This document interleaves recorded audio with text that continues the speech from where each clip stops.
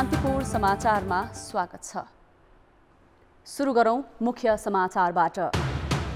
ओली विरुद्ध दाहालसँग मोर्चाबन्दी गरेका नेपाल सहितका नेता एमालेमै रहने, मूल पार्टीमै बसेर ओली प्रवृत्ति विरुद्ध लड्ने निष्कर्ष। नेकपाको एकता बदरपछि प्रदेश सरकारको संरचना पनि फेरिने, गण्डकी, कर्णाली र लुम्बिनीमा अन्य दलको समर्थन आवश्यक। दशकौं अघि सुरु गरेका विकास आयोजना सम्पन्न गर्नुको साटो सरकार नयाँ आयोजनाको शिलान्यासमा तल्लीन, ढिलासुस्तीले समय र लागत बढेको बढे। शिक्षक सेवा आयोगमा आफू अनुकूलका पदाधिकारी नियुक्ति गर्न शिक्षा मन्त्रीको चलखेल, लोकसेवा आयोगले नमानेपछि नियुक्ति प्रक्रिया मन्त्री परिषदमा अड्कियो। र प्रधानमन्त्री कप महिला भलिबलको उपाधिको सिनोफानो एपीएफ र पुलिसको खेलबाट हुने न्यू डायमन्ड बाहिरियो।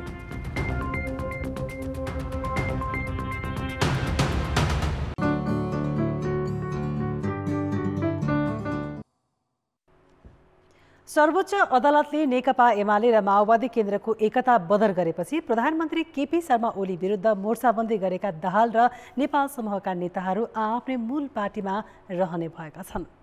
दाहाल नेपाल समूहका नेताहरूले आज पेरिस डाँडामा गरेको छलफलपछि एमाले र माओवादी केन्द्र अलग अलग भएर जाने निष्कर्ष निकालेका हुन्। सर्वोच्च अदालतको फैसला अनुसार बेग्ला बेग्लै पार्टीमा रहन बाध्य भए पनि एकताका लागि प्रयास जारी राख्ने नेताहरूले बताए। छलफलपछि वरिष्ठ नेता माधव नेपालले भारी मनका साथ अलग्गिनु परेको प्रतिक्रिया दिएका छन्। सर्वोच्चको फैसलाले दुवै पार्टीलाई पूर्ववत अवस्थामा फर्काएकाले कानुनी रूपमा तत्काल मिलेर जाने अवस्था नरहेको निष्कर्षसहित अलग हुने टुङ्गोमा नेताहरू पुगेका हुन्। पार्टी एकताको प्रयास पनि जारी राख्ने प्रतिक्रिया दुवै समूहका नेताको भनाइ छ।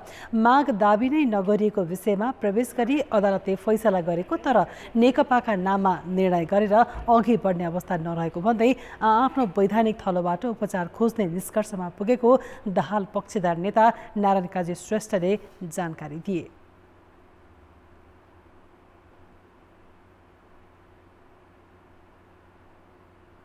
रिट निवेदकको माग दाबी भन्दा बाहिर गएर कुनै राजनीतिक पार्टीको एकता गर्ने नगर्ने र एकीकृत पार्टीलाई विभाजन गर्ने जुन फैसला सर्वोच्च अदालतले सुनाएको छ त्यसप्रति हाम्रो गम्भीर असहमति छ।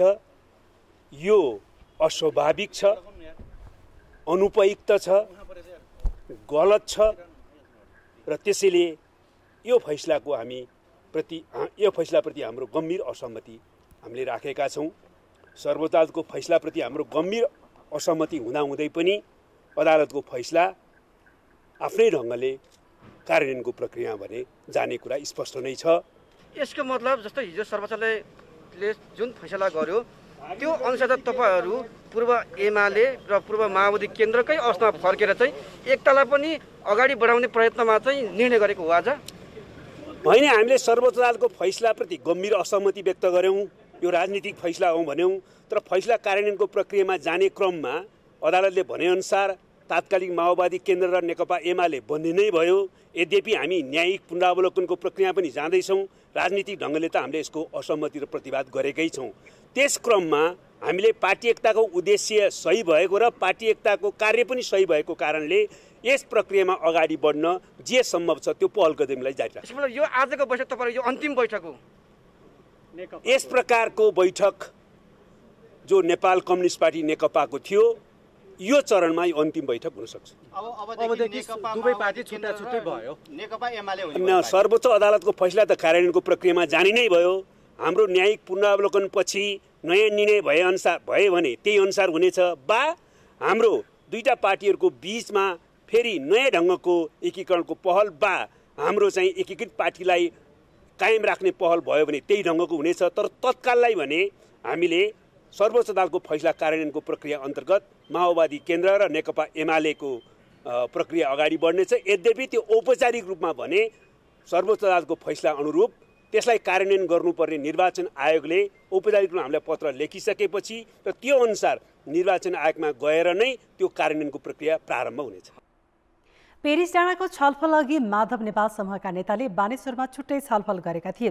पार्टी अलग भए पनि प्रधानमन्त्री ओलीले राजीनामा दिएर नयाँ सरकार गठनको बाटो खुला गर्नुपर्ने विषय पनि यथावत रहने नेताहरूले बताएका छन्। तत्काल अविश्वास फिर्ता लिने विषयमा पनि केही निर्णय नभएको दाहाल पक्षधरले बताएका छन्।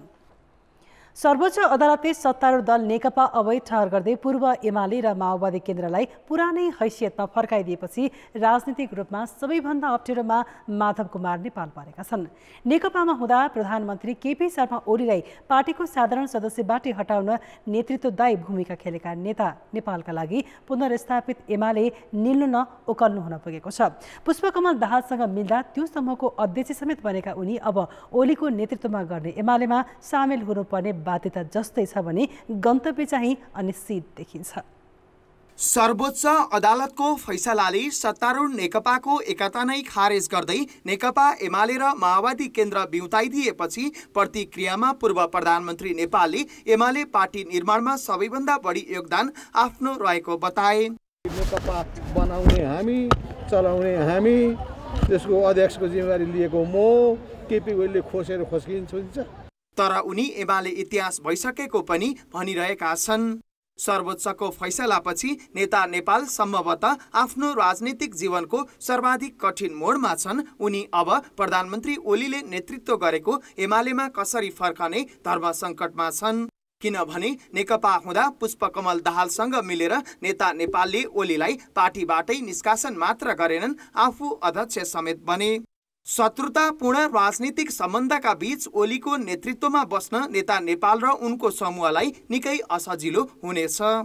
अदालत चुनौती दिएर त्यसलाई नसोचिसम्म त अब त्यसलाई मानेर जानु के विकल्प हुन्छ? पूर्ववत अवस्थामा त अदालतले फर्काइहाल्नु होइन र? एक ठाउँ हुने सम्भावना हामी त्यस्तो पनि एक ठाउँ हुने सम्भावना होइन। पार्टी युनिटीलाई फेरि जोडेर जाने कुरामा हाम्रो जोड हुन्छ। किनभने अब नयाँ अलग अलग पार्टीलाई पनि त एक ठाउँ जोडेर लैजाऊ भन्ने पनि अदालतले अप्सन दिएको छ होइन। त्यस कारणले गर्दाखेरि यसलाई फेरि जोडेर जाने, दुईवटा पार्टीमा बसेर छलफल गर्ने र जोडेर जाने, वामपन्थी युनिटीलाई नभत्काउने खालको कुराहरू हुन्छ।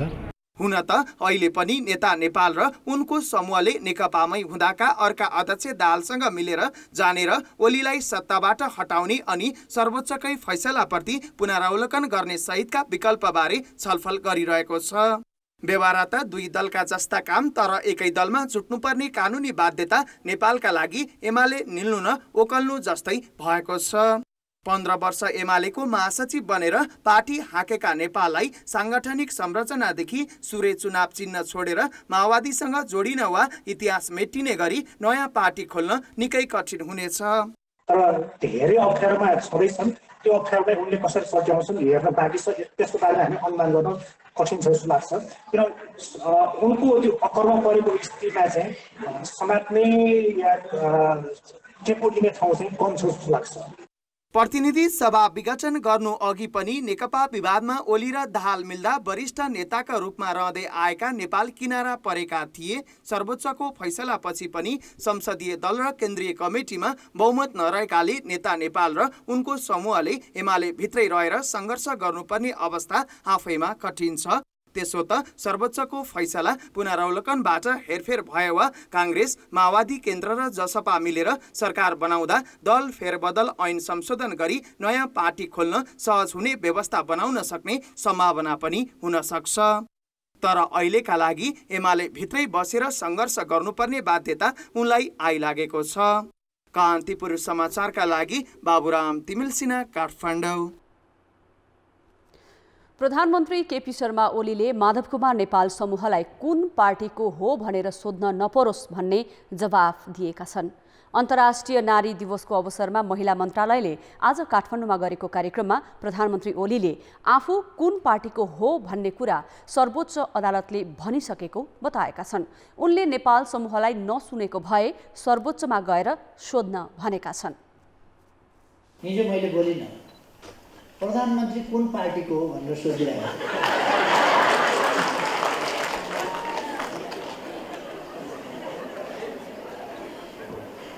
अब मैले उहाँहरूलाई सोध्न नपरोस् तपाईँ कुन पार्टीको। अदालतले भन म कुन पार्टीको सदस्य हो, कुन पार्टीको अध्यक्ष। अदालतले भनेको चाहिँ नसुन्ने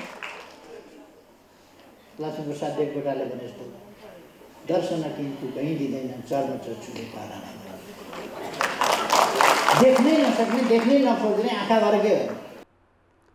पुनर्स्थापित प्रतिनिधि सभाको आइतबार बसेको पहिलो बैठकमा नेपाल समूहका सांसद भीम रावलले ओलीलाई कुन पार्टीको हो भनेर प्रश्न गरेका थिए। प्रधानमन्त्री ओलीले पुनर्स्थापित प्रतिनिधि सभाको पहिलो बैठकमा दाहाल नेपाल समूहको बहिष्कार र कांग्रेसको अवरोधलाई पहिलो गाँसमै झिङ्गा भनेका छन्। एकातिर एक थरी गुरुर कुद्छन्, अर्को थरी गुरुर बाहिर निस्किन्छन्, अर्को थरी नारा लाउँछन्। संसदको हालत हेर्नुहोस् त, पहिलो गाँसै झिङ्गा पऱ्यो हेर्नुहोस् त, प्रथम गाँसै मुख्य पहिलो गाँसमा झिङ्गा। बैठकमा सरकारले संवैधानिक परिषद सम्बन्धी अध्यादेश पेश गर्न खोजेपछि कांग्रेसले नाराबाजी गरी बैठक चल्न दिएको थिएन भने दाहाल नेपाल समूहका सांसदले बैठक बहिष्कार गरेका थिए।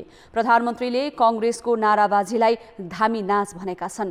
उनले तेजाब आक्रमणमा संलग्नलाई कारबाही गर्ने सम्बन्धमा जारी अध्यादेश पेश गर्न खोज्दा कांग्रेसले विरोध गरेको भन्दै हिम्मत भए फेल गरेर देखाउन चुनौती दिएका छन्। उनले सभामुख अग्नि सापकोटाले प्रतिनिधि सभा विघटनलाई लिएर बैठकमा राखेको धारणाप्रति पनि असन्तुष्टि जनाएका छन्। कार्यक्रममा तेजाब आक्रमणमा परि दोषीमाथि कडा कानूनका लागि पैरवी गरेकी मुस्कान खातुनलाई सम्मान गरिएको थियो। सत्तारूढ दल नेकपाको घरेलु कलहले राष्ट्रिय राजनीति उथलपुथलपूर्ण अवस्थामा पुगेको छ।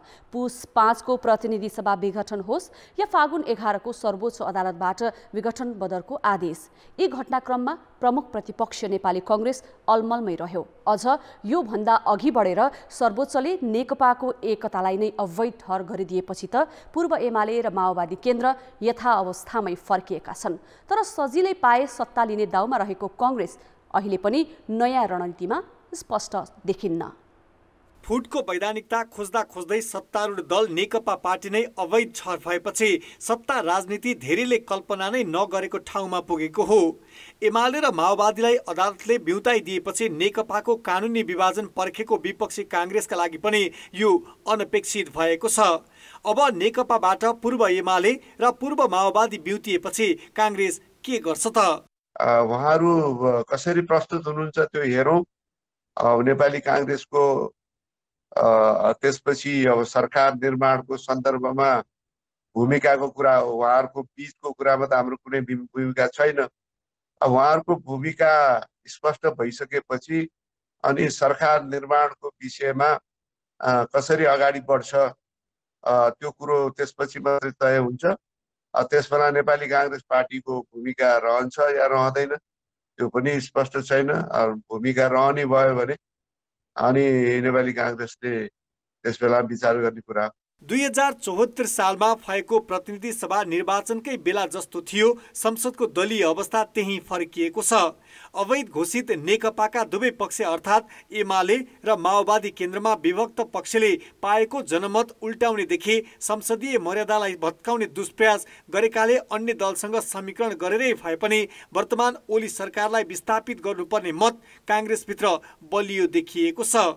त्यो अवस्थामा ताजा जनादेश वा आवधिक निर्वाचन हुँदा पनि आफ्नै नेतृत्वमा हुन सक्छ भन्ने बुझाइ पनि कांग्रेसमा छ। तर कांग्रेसले भने जस्तै छिट्टै निर्वाचन त्यति सजिलो छैन। फेरि पार्टीभित्र विपक्षमै बस्नुपर्ने भन्ने पक्ष पनि छ।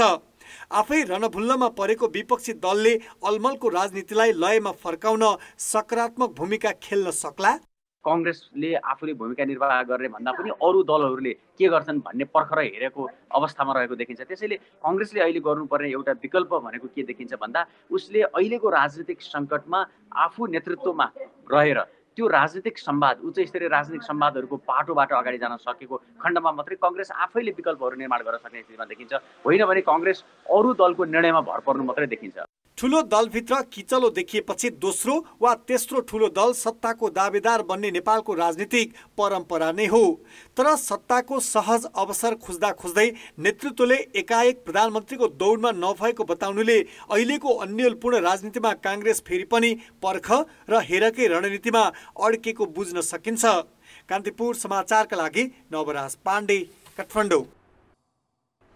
समाचारमा पुनः स्वागत छ। सर्वोच्चको फैसलापछि नेकपा एमाले र माओवादी केन्द्र मिलेर बनेको नेपाल कम्युनिस्ट पार्टी नेकपा विधिवत रूपमा विघटन भएको छ। तर दुई पार्टी पूर्ववत अवस्थामा पुगे पनि अब नेकपा हुँदा निर्वाचित भएका जनप्रतिनिधिको वैधानिकता के हुन्छ त? 2075 जेठ 3 मा नेकपा एमाले र माओवादी केन्द्र मिलेर नेकपा बनेको थियो। तर अदालतले त्यो नाम मात्रै खारेज गरेन, एकता प्रक्रियालाई अवैध ठहर गरिदियो।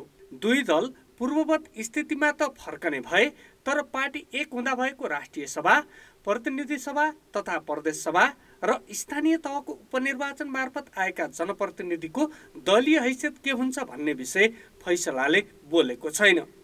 दलको एकीकरणलाई अस्वीकार गर्ने तर त्यसका परिणामका विषयमा नबोल्नुले अर्को संवैधानिक सङ्कट उत्पन्न भएको कानुनविदको बुझाइ छ। गम्भीर संवैधानिक प्रश्न उठ्छ, संवैधानिक रिक्तता पनि त्यहाँ देखिन्छ। यो एउटा चाहिँ कानुनी प्रश्न मात्रै हुँदैन, यो राजनीतिक प्रश्नमा पनि त्यहाँ जोडिन्छ र त्यो अवस्थामा यसलाई चाहिँ वैधता चाहिँ नेपाल कम्युनिस्ट पार्टी नेकपाकै हुन्छ, फेरि त्यो रहिरहेको अवस्था हुन्छ। त्यसकारणले त्यो अवस्थामा चाहिँ यो फैसलाले अन्यथा गर्न सक्ने या बदल गर्न सक्ने अरू निकायले भन्न सक्ने अवस्था देखिँदैन। नेकपाबाट उम्मेदवार भएर जितेर आएका व्यक्तिहरू अहिले मन्त्री समेत छन्। दलबाट जितेका व्यक्ति स्वतन्त्र हुन्छन् कि दल नै अवैध भइसकेको स्थितिमा पुनः निर्वाचन गर्नुपर्ने हो? अब उनीहरू सबैले दलका रूपमा कहाँबाट प्रतिनिधित्व गर्ने भन्नेमै अन्यल छ। मताधिकारको प्रयोगदेखि सांसदको हकमा संसदीय दलको नेता को र कसको व्हिप मान्ने भन्ने सम्मका जटिलता सदनमा पनि देखिनेछ। यदि चाहिँ त्यो दल त्यागेन भने पार्टी नरहने, अन्य पुराना दलहरू पार्टीको रूपमा रहने, तर नयाँ पार्टीकोलाई चाहिँ बदल भएको भन्ने देखियो भने ती पार्टीका चाहिँ मान्छे हुनु होइनन् अथवा ती पार्टीका प्रतिनिधि हुनु होइनन् भनेर त्यसको चाहिँ हैसियत के भने? त्यो हैसियत चाहिँ पार्टी बिनाको चाहिँ पार्टी छ, वैधानिकता छ, तर पार्टी सञ्चालन नगर्ने होइन, पार्टीको अध्यक्ष को हुने, पार्टीका चाहिँ पदाधिकारी भन्ने चाहिँ को हुने भन्ने नभएको पार्टीको चाहिँ प्रतिनिधि हुने, यसले चाहिँ अर्को फेरि गतिरोध पनि त्यहाँ देखिन्छ। त्यसको हैसियतलाई पनि, नामलाई पनि या पदलाई पनि त्यो पनि एउटा संवैधानिक पहिचान पनि नहुने, त्यो पनि एउटा समस्या हुन सक्छ। नेकपा भएपछि राष्ट्रिय सभामा 16, उपनिर्वाचन मार्फत प्रतिनिधि सभामा 1, प्रदेश सभामा 1 र 2 दर्जनभन्दा बढी स्थानीय तहमा जनप्रतिनिधिहरू निर्वाचित भएका छन्। कान्तिपुर समाचारका लागि क्यामेरामा श्याम श्रेष्ठका साथ दीपक आचार्य, काठमाडौँ। सर्वोच्च अदालतले सत्तारूढ नेकपाको एकता बदल गर्दै नेकपा एमाले र माओवादी केन्द्रलाई बिउताइदिएपछि त्यसको प्रभावले प्रदेश सरकारको संरचनामै परिवर्तन हुने देखिएको छ। प्रदेश सभामा एमालेको संख्या हेर्दा बागमती र प्रदेश 1 को सरकार फेरबदल नहुने अवस्था छ। तर गण्डकी, कर्णाली र लुम्बिनीमा वर्तमान सरकार जोगाउन एमालेलाई अरू दलको सहयोग चाहिन्छ। समर्थन लिन नसके सरकार फेरबदल हुने सम्भावना पनि उत्तिकै छ। सर्वोच्चले नेकपा एमाले र माओवादी केन्द्रको अस्तित्व फर्काउँदा प्रदेशहरूको राजनीतिक समीकरण समेत हेरफेर हुने देखिएको छ। 93 सदस्य रहेको प्रदेश 1 मा एमालेको स्पष्ट बहुमत छ। प्रदेशसभामा एमाले एक्लैको 51 सिट छ। त्यहाँ नेपाली कांग्रेसको 21, माओवादी केन्द्रको 16, जनता समाजवादी पार्टीको 3, राप्रपाको 1, संघीय लिम्बुवान परिषदका 1 जना सदस्य छन्। त्यसैले एमालेका तर्फबाट मुख्यमन्त्री शेरधन राईको सरकार यथावस्थामा फेरबदलको सम्भावना छैन। प्रदेश 2 मा जनता समाजवादी पार्टीको स्पष्ट बहुमत रहेकाले अदालतको फैसलाले त्यहाँको सरकारको अङ्कगणितमा कुनै असर गर्दैन। बागमतीमा पनि एमालेको स्पष्ट बहुमत छ। 110 सदस्यीय प्रदेश सभामा एमालेको 57 सिट छ।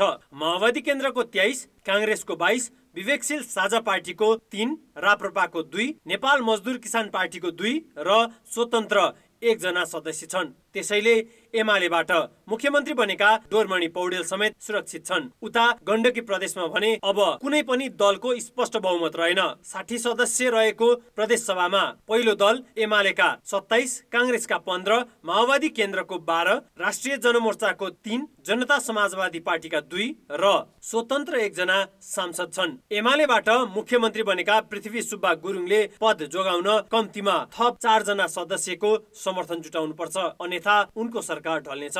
यसैगरी लुम्बिनी प्रदेशमा समेत त्यस्तै अवस्था छ। 87 सदस्य मध्ये एमालेको 21, माओवादी केन्द्रको 20, नेपाली कांग्रेसको 19, जनता समाजवादी 6, र राष्ट्रिय जनमोर्चाको 1 सिट छ। यो स्थितिमा लुम्बिनीमा शङ्कर पोखरेल नेतृत्वको एमालेको मात्रै सरकार रहन्न। कर्णाली प्रदेशमा भने न एमालेको मात्रै सरकार रहन्छ न त उसलाई बाहिर राखेर सरकार बन्छ। 40 सदस्यीय प्रदेश सभामा एमालेको 20 सिट छ। दोस्रोमा माओवादी केन्द्रको 13, कांग्रेसको 6 र राप्रपाको 1 सिट छ। यो प्रदेशमा माओवादी केन्द्रका महेन्द्र बहादुर शाही मुख्यमन्त्री छन्। उनले एमाले छाडेर कांग्रेस र राप्रपाको समर्थनले मात्रै सरकार बनाउने स्थिति छैन। बरु एमालेले अर्को 1 सदस्य थप्दा सहजै नयाँ सरकार बनाउन सक्छ। सुदूरपश्चिम प्रदेशमा अहिले माओवादी केन्द्रका त्रिलोचन भट्ट मुख्यमन्त्री छन्। यहाँ 53 सदस्य मध्ये एमालेको 25, माओवादी केन्द्रको 14, कांग्रेसको 12, जनता समाजवादी पार्टीको 2 सिट छ। यहाँ एमालेले नयाँ सरकार बनाउन चाहेमा 2 सदस्यको समर्थन लिनुपर्छ भने वर्तमान सरकार जोगाउन कि एमालेको नत्र बाँकी सबै दल एकजुट हुनुपर्छ। शिक्षा मन्त्री कृष्णगोपाल श्रेष्ठले शिक्षक सेवा आयोगमा आफ्नो स्वार्थ अनुकूलका पदाधिकारी नियुक्तिको असफल प्रयास गरेका छन्। मन्त्री श्रेष्ठले लोकसेवा आयोगका अध्यक्ष संयोजक रहेको समितिले गरेको सिफारिस पुनरावलोकन गराउन खोजे पनि लोकसेवा अध्यक्षले उनको प्रस्ताव ठाडै अस्वीकार गरिदिएका छन्। लोकसेवा आयोगका अध्यक्ष संयोजक रहेको 3 सदस्यीय समितिले पुस दोस्रो साता शिक्षक सेवा आयोगमा अध्यक्ष र 2 सदस्य नियुक्तिको सिफारिस गरेको थियो। सिफारिस समितिमा शिक्षा सचिव र त्रिभुवन विश्वविद्यालयका उपकुलपति सदस्य थिए। समितिले अध्यक्षमा पूर्व सचिव मधु रेग्मी तथा सदस्यमा पूर्व सहसचिव दिल्लीराम रिमाल र पूर्व शिक्षिका नन्दकुमारी महर्जनको नाम सिफारिस गरेको थियो। समितिको सिफारिस मन्त्री परिषदमा पठाउने जिम्मेवारी शिक्षा मन्त्रीको हो। मन्त्री श्रेष्ठले फार्गुन 4 गते कान्तिपुर समाचार संघको कुराकानीमा समितिको सिफारिस मन्त्री परिषदमा पेश गरिसकेको बताएका थिए। त्यसलाई चाहिँ नि एउटा चाहिँ नि विधि प्रक्रियाको आधारमा त्यसलाई चाहिँ नि जुन ढङ्गले चाहिँ नि छनौट गर्ने चाहिँ नि स्थिति बनेको छ, त्यो छनौटबाट चाहिँ नि अब त्यसलाई चाहिँ अन्तिम टुङ्गो गर्ने सन्दर्भमा चाहिँ नि आवश्यक प्रक्रिया र आवश्यक मतलब त्यसको चाहिँ नि सबै समग्रतामा अध्ययन गरेर यसले पार्ने अलिअलि असर त छँदैछ। यसलाई चाहिँ अब क्याबिनेटमा पठाइसकेको स्थिति छ। अब यसपछि केही समयपछि यसको टुङ्गो हुन्छ, त्यसपछि यसले चाहिँ नि आफ्नो गतिविधि र कार्यक्रमलाई अगाडि बढाउँछ। तर तिनै मन्त्री श्रेष्ठले आयोगमा आफू अनुकूल व्यक्ति पठाउन सिफारिस पुनरावलोकनका लागि पत्र नै पठाएका थिए। लोकसेवा आयोगका अध्यक्ष उमेश मैनालीले शिक्षा मन्त्रालयको प्रस्ताव अस्वीकार गरेका छन्। पुनरावलोकन गरिदिनु पर्यो भन्ने खालको चिठी आयो र मैले चिठी लेखेर पठाएँ। यो पुनरावलोकन हुँदैन। लोकसेवा आयोगको अध्यक्ष इन्भल्भ भएको समितिको निर्णय उल्टाउने भनेको अदालत बाहेक कसैले दिन सक्दैन र एउटा लोकसेवाको सिफारिसलाई अवज्ञा गरेको र यसलाई फरक रूपमा हेर्न खोजिएको देखियो। कुनै पनि व्यक्तिले चाहेको व्यक्ति सिफारिस लोकसेवा आयोगको अध्यक्ष भएको कमिटीले गर्दैन, जो योग्य छ त्यसलाई गर्छ। उहाँले इच्छाएको व्यक्ति भएन होला, तर त्यसको अर्थ लोकसेवा आयोगले फेरि लोकसेवा आयोगको अध्यक्ष रहेको समिति, त्यो सर्च कमिटीले फेरि त्यसलाई रिभ्यू गरेर दिँदैन। समितिले व्यावसायिक कार्ययोजना प्रस्तुति र अन्तर्वार्ताको प्रक्रिया अवलम्बन गरी नियुक्तिको सिफारिस गरेको थियो। दोहोऱ्याएर सिफारिस गर्ने व्यवस्था छैन, तर शिक्षा मन्त्रीको चलखेलकै कारण मन्त्री परिषदले नियुक्तिको निर्णय गरेको छैन। पदाधिकारी नियुक्तिमा मन्त्री श्रेष्ठको स्वार्थले शिक्षक सेवा आयोगले 12,000 भन्दा बढी रिक्त दरबन्दीमा विज्ञापन गर्न सकेको छैन। कान्तिपुर समाचारका लागि काभ्रेबाट रमा दाल र क्यामेरामा विनोद कोजुका साथ नारायण किलम्बु, काठमाडौँ। 111औं अन्तर्राष्ट्रिय श्रमिक महिला दिवस विभिन्न कार्यक्रम गरी आज नेपालमा पनि मनाइँदैछ। श्रमजीवी महिलालाई समृद्धिको आधार मानेर यो दिवस मनाइरहँदा अधिकांश नेपाली महिलाहरूको योगदानलाई भने श्रमका रूपमा स्वीकारेको देखिन्न। गरिबीको सङ्घर्षमा जति महिलाले समृद्धिको बाटो अँगालेका छन्, उनीहरूका पाइला भने आफ्नै बुताले अघि बढेका हुन्। ललितपुरको साना गाउँकी चम्पा महर्जन 72 वर्षकी भइन्। बिहे लगत्तै परिवारमा गरिबीले पिरोलेपछि 47 वर्ष अघि उनले सुरु गरेको घरेलु उद्योगले आज उनलाई सफल उद्यमी महिला बनाएको छ। त्यो बेला उनीसँग न शैक्षिक योग्यता थियो न त आर्थिक सबलता। तर परिवारको सुखद भविष्यका लागि केही गर्ने हुटहुटीले उनी उद्यमी बनेकी हुन्। अब उबेला पनि म काम मात्रै गर्ने, राति भन्दैन जुस भन्दैन गर्दैछ नि, अनि श्रीमानले पैसा लिएर ल्याउँछ, केही थाहा छैन मैले। बिहेपछि उनलाई सासू ससुराले सुकुल बुन्न सुझाउँथे। माइती पक्षले छोरीलाई जन्म दिने हो, कर्म दिन कहाँ सकिन्छ र भन्थे। 4 सन्तान जन्मेपछि भने उनलाई लालाबालाको भविष्यले पिरोल्न थाल्यो। त्यही पिरोलोसँग जुझ्न उनले घर बन्दकी राखेर 3000 रुपैयाँ ऋण लिएर चर्खाबाट तान बनाउने घरेलु उद्योग सञ्चालनको जोखिम मोलेकी थिइन्। त्यो उद्योग अहिले विश्वका विभिन्न देशमा निर्यात गर्ने क्षमताको भएको छ। उनकै बाटो समातेर छोराछोरी पनि सफल व्यवसायी भएका छन्। पहिला दुःख गरेर अहिले सुख भए जस्तै भयो मलाई यस्तो छ। सुख भएछ यस्तो। अब केही काम नगर्ने बस्ने भनेर यस्तो आउँछ। अब यो काम गर्ने बेला पनि होइन नि। बरु लोन लिएर भए पनि गरौँ भनेर मेरो विचार के। अनि हुँदा हुँदा राम्रो भयो होइन। सुरुमा कम लोन लिएँ, पछि हुँदा हुँदा धेरै भयो। हुँदा हुँदा अब विदेशमा यो स्वदेशमै पसल राखेँ होइन। यताउता कहिले दार्जिलिङ कहिले इन्डिया गएर व्यापार गर्न थालेँ। अहिले त हामी इन्टरनेसनली आफै जाने, सो गर्ने होइन, गिफ्ट सो गर्ने, आफै त्यो गर्ने के अहिले।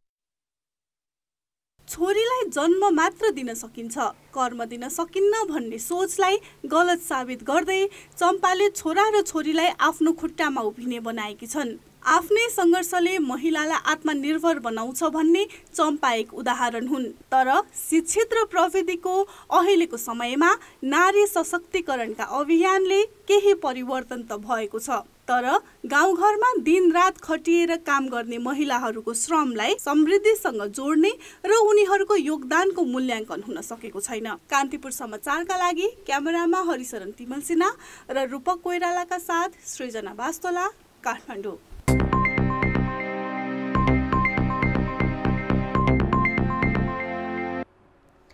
सरकार 3 दशक अघि सुरु भएका विकास आयोजना सम्पन्न गर्नुको साटो नयाँ आयोजनाको शिलान्यासमा रमाइरहेको छ।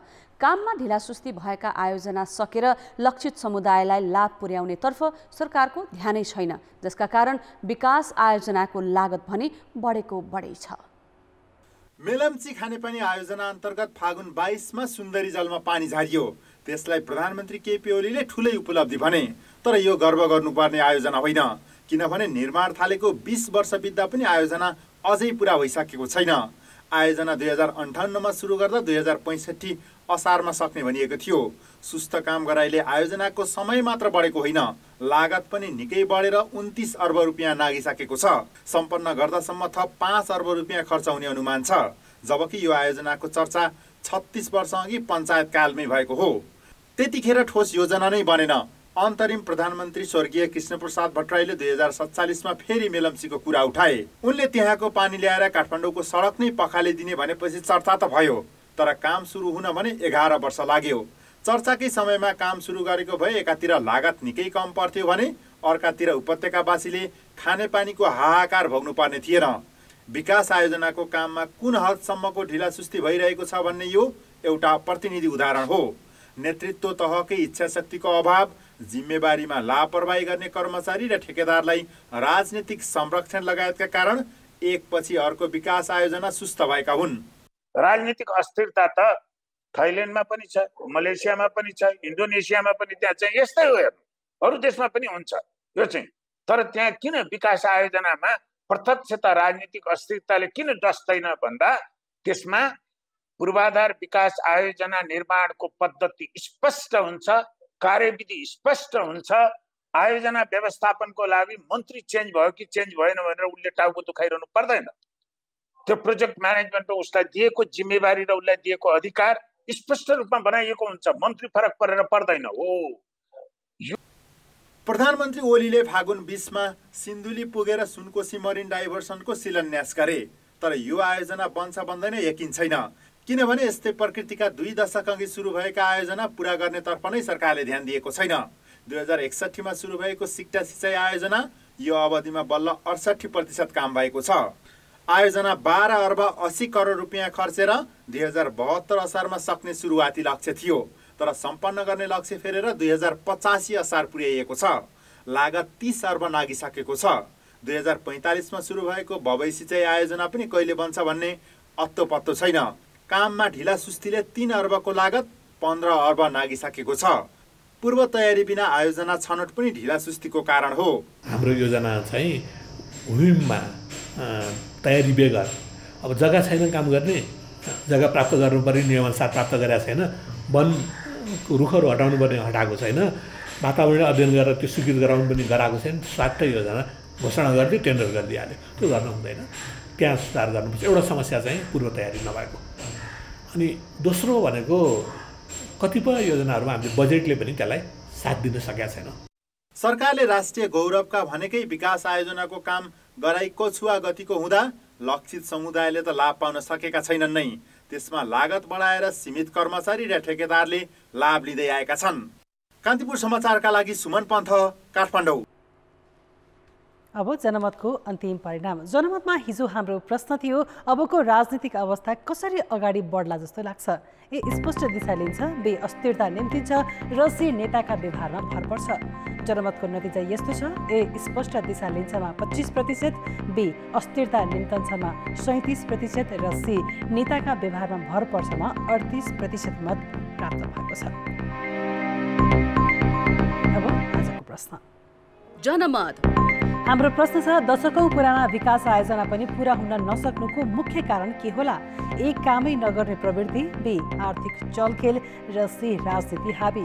जनमतको अन्तिम परिणाम भोलि साँझ 8 बजेको कान्तिपुर समाचारमा प्रसारण गर्नेछौँ। कृपया न्युज स्पेस ए बी वा सी टाइप गरी 34001मा SMS गरी आफ्नो मत व्यक्त गर्नुहोला।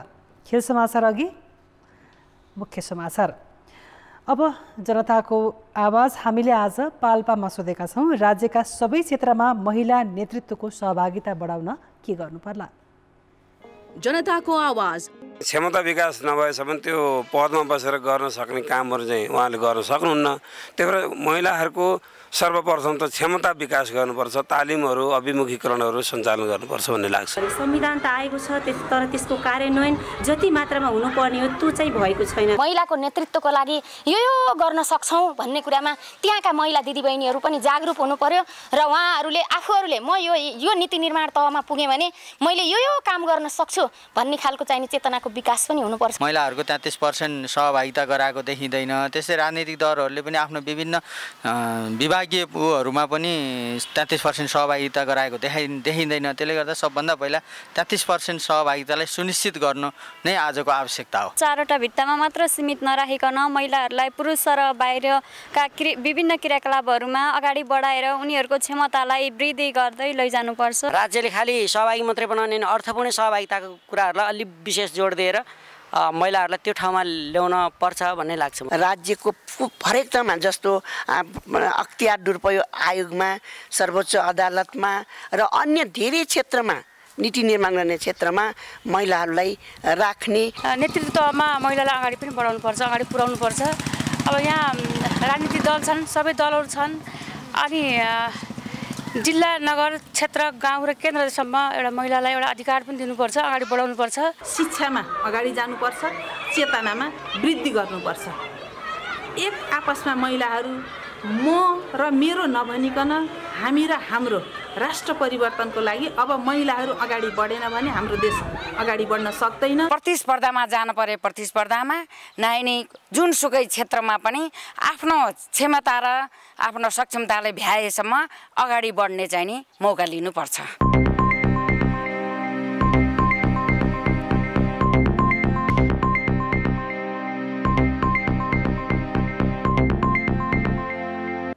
नमस्कार, कान्तिपुर खेलकुद समाचारमा स्वागत छ। न्यू डायमन्ड नेपालगञ्जमा जारी प्रधानमन्त्री कप महिला भलिबल प्रतियोगिताको उपाधि होडबाट बाहिरिएको छ। आज आफ्नो तेस्रो खेलमा एपिएफसँग 4 सेटमा पराजित भएपछि न्यू डायमन्डको यात्रा समाप्त भएको हो। न्यू डायमन्डमाथि उपाधि होडमा कायमै रहन एपिएफलाई हराउनै पर्ने बाध्यता थियो। उसले पहिलो सेट 25-23ले जित्यो, तर त्यसपछि लय गुमायो। एपिएफले उत्कृष्ट पुनरागमन गर्न सफल भयो। दोस्रो सेटमा न्यू डायमन्डले कमजोर प्रदर्शन गरेको फाइदा एपिएफले उठायो। उसले यो सेट 25-13ले जित्यो। त्यसपछि 2 सेट पनि आफ्नो पक्षमा पारेर एपिएफले अपराजित यात्रा कायम राख्यो। तेस्रो सेटमा राम्रो सुरुवात गरेको डायमन्ड एक समय 7-7 अङ्कको स्थितिमा थियो, तर त्यसपछि एपिएफ हावी भयो। यो सेट उसले 25-17ले जित्यो। चौथो सेट एपिएफले 25-22ले आफ्नो पक्षमा पार्यो। खेलमा न्यू डायमन्ड डिफेन्समा कमजोर देखियो। चोटमुक्त हुँदै कोर्टमा फर्किएकी प्रतिभा मालीले पनि क्षमताअनुसारको खेल देखाउन सकिनन्।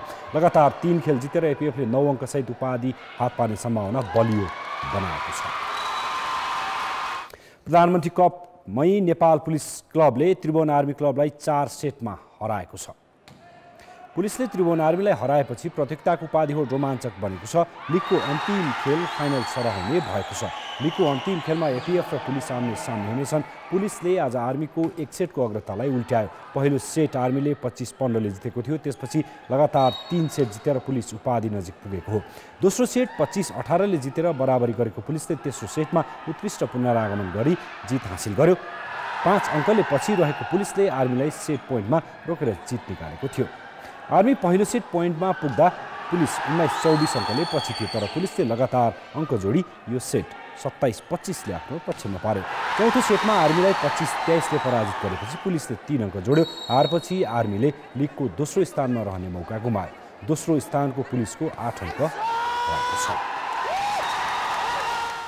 काठमाडौँ मेयर कप 1 दिवसीय क्रिकेटमा विभागीय टिम त्रिभुवन आर्मीले पहिलो जित निकालेको छ। आज भएको खेलमा मेयर 11 टिमलाई आर्मीले 5 विकेटले हरायो।